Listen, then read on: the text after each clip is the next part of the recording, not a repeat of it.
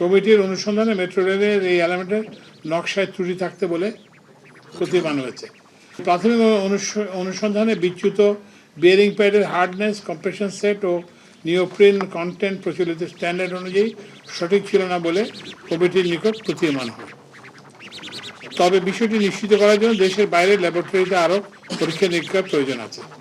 এছাড়া বিয়ারিং প্যাডসমূহ কিছুটা ঢালু অবস্থায় 8 ইঞ্চি 0.8% স্লোপ সন্নিবেশিত করা হয়েছে।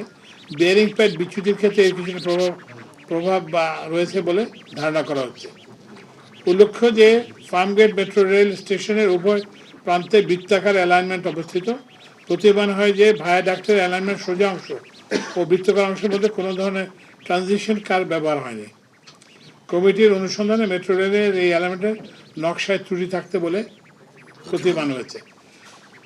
কার্ভ অ্যালাইনমেন্টের জন্য পৃথকভাবে মডেলিং ও অ্যানালিসিস করা হয়নি।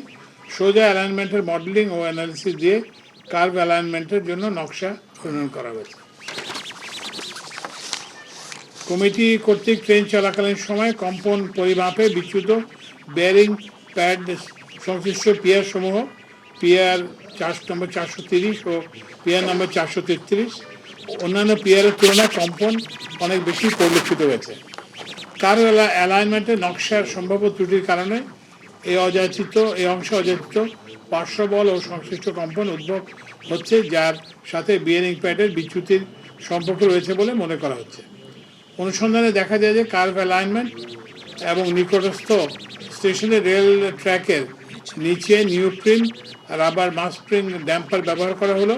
মধ্যবর্তী দুর্ঘটনার স্থানে সংশ্লিষ্ট ট্র্যাকের জায়গায় রিজিড ট্র্যাক রাখা হয়েছে। ধারণা করা হচ্ছে এইসব জায়গায় মাস স্প্রিং ড্যাম্পার সিস্টেম ব্যবহার করা হলে ভাইব্রেশন কমানো সম্ভবত।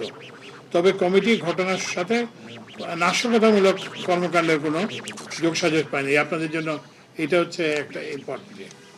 ভবিষ্যতে এই ধরনের দুর্ঘটনা এড়ানোর জন্য কার্ভ অ্যালাইনমেন্ট সংশ্লিষ্ট স্থানে বিয়ারিং প্যাড যাতে সরে যেতে না পারে সেই জন্য যথাযথ কারিগরি ব্যবস্থা জরুরি ভিত্তিতে সন্নিবেশিত করতে হবে, যার কার্যক্রম ডিএমটিসিএল কর্তৃক বাস্তবায়িত হচ্ছে। ওরা অলরেডি এটার উপরে কাজ করছে। বিয়ারিং প্যাড সরে যাওয়ার কারণ সুনিশ্চিতভাবে নির্ণয়ের জন্য থার্ড পার্টি ইন্ডিপেন্ডেন্ট কনসালটেন্ট দ্বারা বিস্তারিত অ্যানালিসিস এর মাধ্যমে ভায়াডাক্টের স্ট্রাকচারাল ডিজাইন ও ট্র্যাক ডিজাইনের গভীর পর্যালোচনা করার প্রয়োজন। মেট্রো রেলের সাবেক প্রজেক্ট ডিজাইনের উপরে একটি থার্ড পার্টি সেফটি অডিট পরিচালনার ব্যবস্থা করার প্রয়োজন। নিবিড় পর্যবেক্ষণের জন্য অতি দ্রুত ও কার্যকর ও যথাযথ স্ট্রাকচারাল হেলথ মনিটরিং সিস্টেম স্থাপন করতে হবে।